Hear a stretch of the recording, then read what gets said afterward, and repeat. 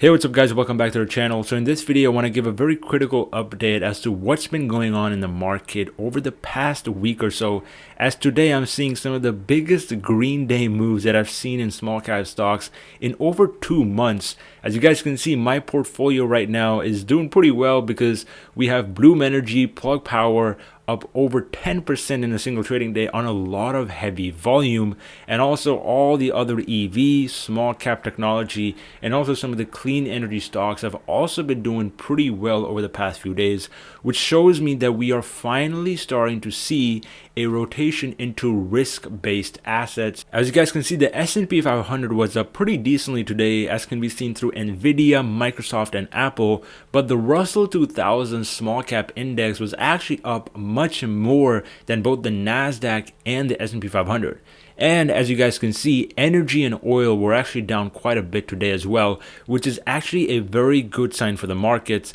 because oil prices have been going up so much over the past month or so. We are seeing more and more inflationary pressures because of them. And so if oil prices are certainly starting to come back a little bit, we're seeing this little bit of a rotation out of oil and into some of the more cyclical and technology-based companies, then that is generally a good thing for inflation in the long term. And I definitely think that oil has a lot of room to pull back. So that is definitely going to act as a pretty good catalyst for some of our favorite small cap stocks. But obviously, I think we need to address the elephant in the room, which is the fact that we're seeing a lot of fear around a potential recession coming this year that could hamper a lot of stocks and could definitely put the economy in some sort of a standstill. And this is obviously being pushed because of inflation and obviously the heightened interest rates that we're going to be seeing over the next few months that might put a pretty big stop on economic spending. And some investors think that that can put the country in a recession. Now, don't get me wrong, there's definitely a chance that a recession could happen over the next 12 months or so,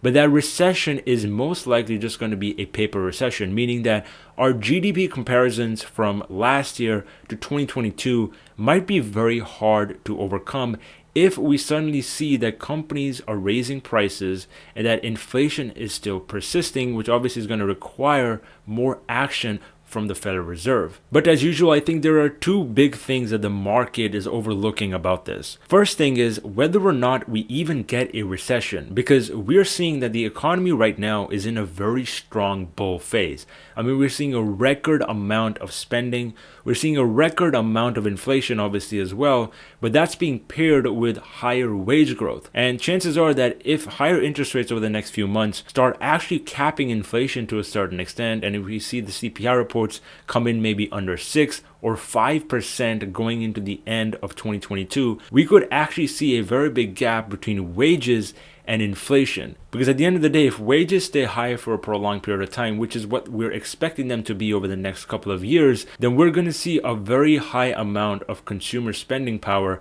because obviously inflation is going down and cost of goods are going down, but obviously people still have a lot of money to spend because of higher wages. And there's a very high probability, in my opinion, that that could result in us avoiding recession in the first place. And on top of that, people need to keep in mind that the Federal Reserve's job is not to put us in a recession. People are expecting that since the Federal Reserve is going to raise interest rates, that might put down a recession in the books for this country this year, which I don't think is going to happen, because at the end of the day, the Fed has said multiple times over the past couple of meetings that they're very much data dependent. So they're going to be looking at whether or not inflation is actually tapering down before they decide how they're going to be moving up with their policies over the next couple of quarters. And as we all know, Fed aggression is the thing that the stock market hates the most. And the second big thing that a lot of people are overlooking about this whole recession situation is that if we even get a recession somehow because of heightened inflation and a potential wage price spiral, how much of that has already been priced into the stock market? Because like I said, it's expected to be a paper recession only because the underlying economy is so strong.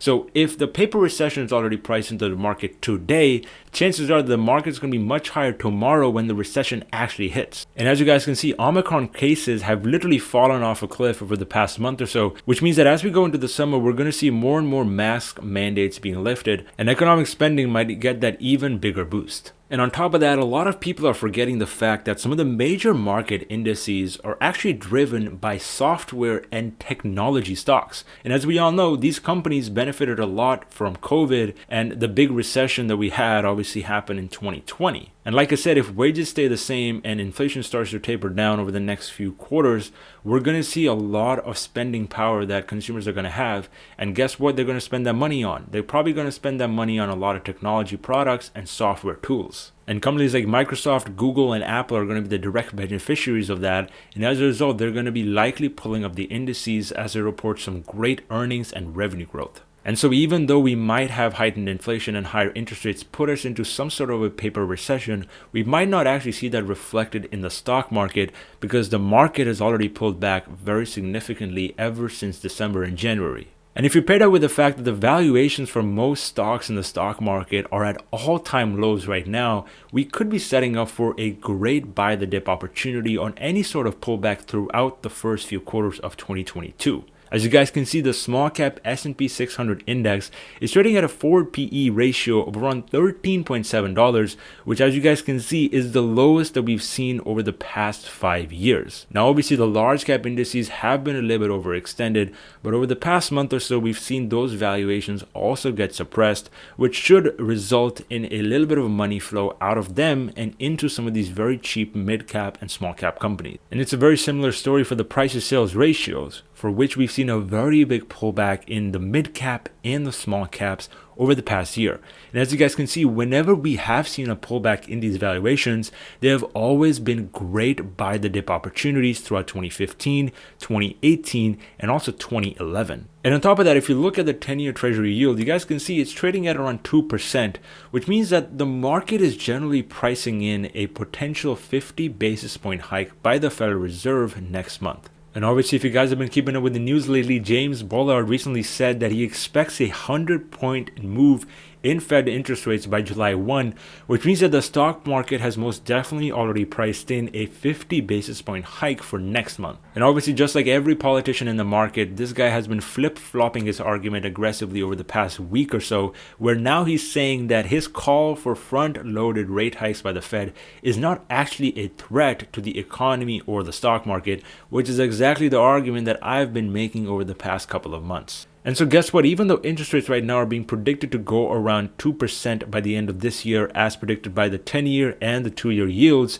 we are still going to be in a very accommodative phase because obviously inflation is still above 5%. And so as small caps and more riskier assets become a little bit more attractive to investors and traders over the past couple of days, we might see this very nice rally going into the Fed rate hike season in March. And obviously the Ukraine-Russia crisis is also becoming a little bit calmer, which in my opinion is also going to act as a good catalyst for the stock market, especially some of the more speculative plays. But anyways guys, make sure to drop me a thumbs up if you found some value from this video. Let me know down in the comment section below what you guys think of this entire recession talk and also some of the recent developments around Ukraine and Russia. I'd definitely be very interested in hearing your guys' take.